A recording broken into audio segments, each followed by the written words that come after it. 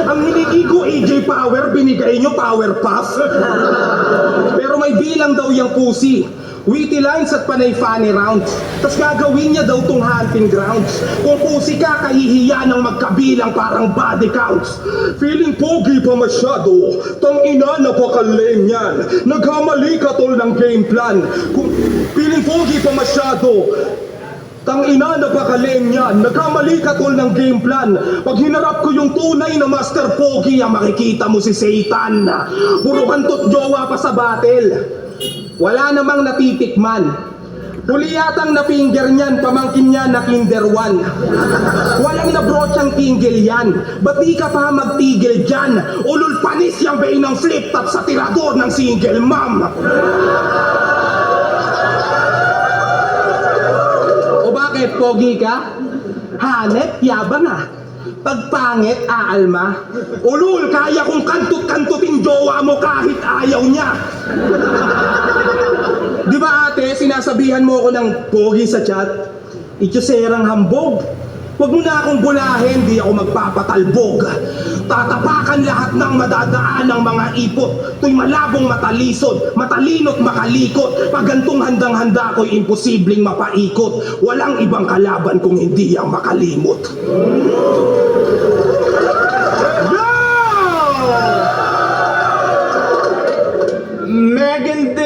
Megan Ding, oh my God! Kasali ka na namang hayop ka. Tangina, gahaman. The most active MC, ganyan pag matindi pangangailangan. Kayong mga aktibo nga, tulongges naman at hindi mapakinabangan. Boy, nakakahiya lang, kaya umuwi na ako para naman may pantapat si Arik sa matira mayaman.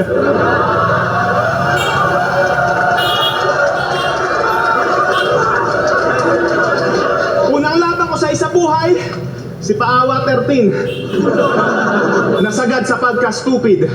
Pagka-release ng laban yan, matik, may clip agad sa Facebook, malungkot na piano yung background music. Ako may pinakamaraming panalo. Paano na lang kung masaya pa ako?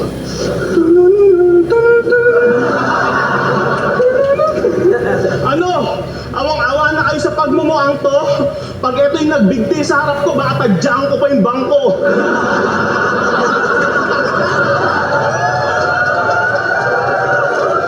Pustahan, manlilimos ka na naman ng habag. Putang ina, matagal ko ng basa to. Kaya kahit umiyak ka pa, no, isaksak mo sa utak mo. Hindi porket puro drama ka sa battle, mabigat dinadala mo.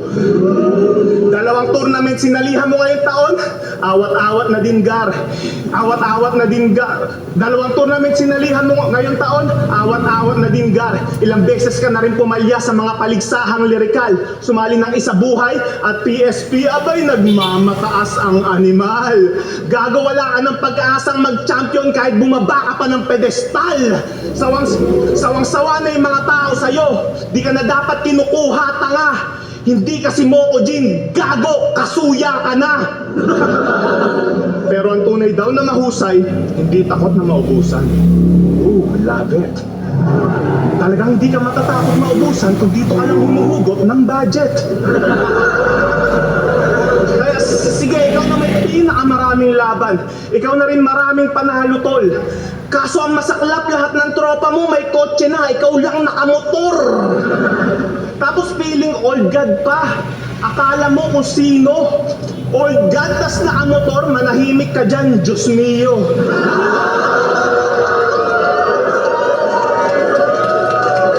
Diyos mi ulul.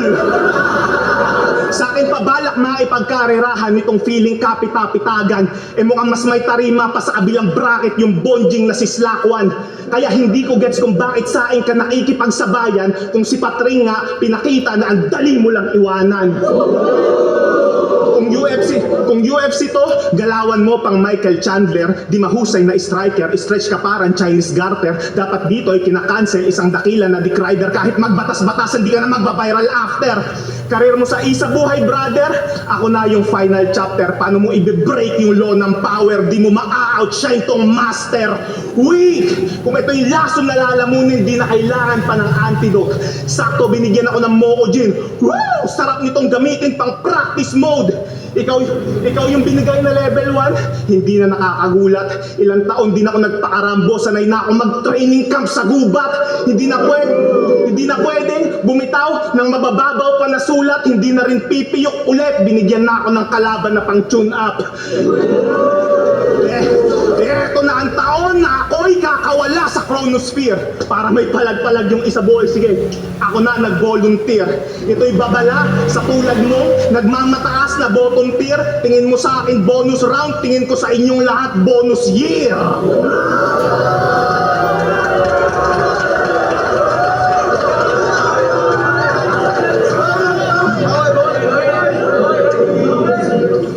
Nung lumaki bigayan, ihip ng hangin nag-iba. Nagbalikan na sila. Pero nung panahon ng krisis, kami lang yung natira. Nanindig at sumigaw.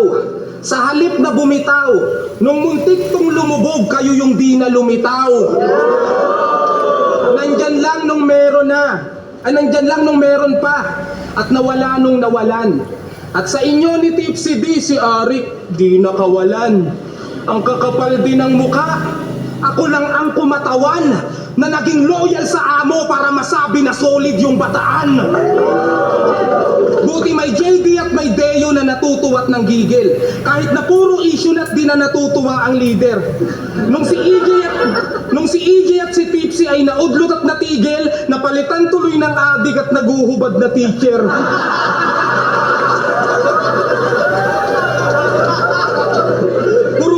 Si Mocha Jean, sabi ng mga feeling rapper na angat. Ulul iba yung manggagaya sa na-master ang lahat. Kahit sabihang replika, hindi ako tumigil par. At mas nauna pang nasira yung mga orihinal. Ang comfort zone ay sementeryo ng ebolusyon. Tangina GL, ano yon? Bilang Mocha Jean, masasabi mo ba na responsable ako doon? Oo, darating yung araw na lahat magagaya ng poison, pero walang poison magagaya. Sa dahilang dedikasyon ko sa battle rap, hindi nyo makakaya. Mababaw o matalinghaga, mga berso na katha, pati patot panabla, maubos man yung panaya. Dahil ako si poison na kailan may di nagpabaya. Kung kasing sipag ko kayo, makakaisip ka kaya. Kung dudungisan mo yung record ko, malabo yan leche ka. Standing ko, 23-7. Sige humabol kung pwede pa. Sige ako na yung replika. Squatter, jonogs, etc. Pero pagka straight sa week na to, alam yung 24-7 na. Di na sardinas ulam ko. Umaasenso na talaga. Maayos na buhay kasama ang pamilya, may negosyo at iba pa. Ang importante, hindi na ako depress at yon ang mahalaga. Tingnan natin kung kaya niyong talunin yung poison na masaya.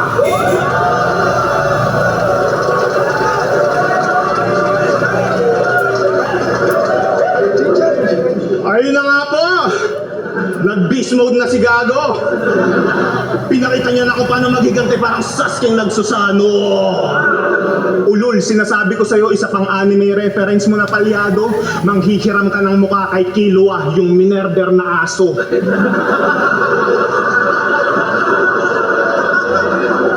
Naalala mo to? Flip top, one floor, dead bad. That's cold. That's cold? Yeah, that's cold. That's cold, katarantaduhan. Wow, sosyal. Kakaiba.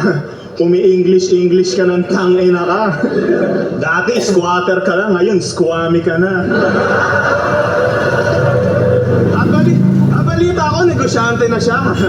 Meron na siyang poison water refilling station.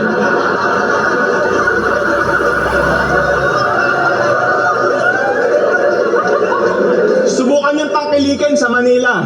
Pag bumili ka ng 1 galon, may kasama ng libre na amoeba. Yung tubig daw, lasang kalawang. Yung tagas ng gripo, 1 patakan. Putang ina, mas malakas pa yung tagas ng pururot mo kinabukasan. Tapos reklamo ka ng reklamo, hindi kayo mayaman. Eh putang ina, tuwing pagkatapos nitong lumaban, makikita mo sa Facebook, araw-araw nasa samgyupsalan. Ikaw yung tipo ng tao na halos ubos biyaya, bukas tunganga kung maagastos. Yang negosyo mong tubigan, bibigyan ko ng 3 buwan bago matapos dahil para lang yung pamilya mo at karir sa battle rap, hindi mo yan mapapatakbo ng maayos. Speaking of career, ba't ganun? Ngayon, tuta ka na lang ng third generation supremacy. Samantalang dati, leader ka ng Trezes family. Kaya anong jack of all trades, master of none? Baka tiga jack of all trades ni Master Shernan. Para sa kasikatan, si Batikas at Gerald M. Iniwan. Dating namumuno, ngayon extra na lang sa 3G at pinpinsan. Kaya sige, ipagsigawan mo na inalipin ako ng dayuhan kesa naman sa'yo, inalipin na ang tinuturing mong mga kaibigan. Pero hindi, ipapakita ko kung gaano ka-toxic to, grabe. Matanong ko pare, anong feeling na sumali sa grupo na tinotalk shit mo dati? Ahon 6, day 3, naalala mo? Sabi mo, Inong insight yun ng sa mama katitig. Hindi ako sasali ng 3GS, mga wala silang breathing. Dati, pag may open mic sa World War 3GS, pinupulutan niya. Tas malaman-laman ko ngayon kay Shernan at M-Site, nagpapakatuta ka. Yang pagsali mo sa 3GS at pagpatol sa single mom, maihahalin tulad nga. Dahil dumidikit ka lang naman sa mga tao na alam mong may bunga na. Kaya sipakin nyo na to mga brother. Di na nga loyal na rapper, di pa loyal na partner. Alam nyo kung sinong loyal? Yung aso kong si Summer. Biro lang. Bata ka pa lang, palagi ka nang iwan. Yung airpods mo nag-bounce sa hindi malamang dahilan. Nilisan din ng katipan, pero tadhana'y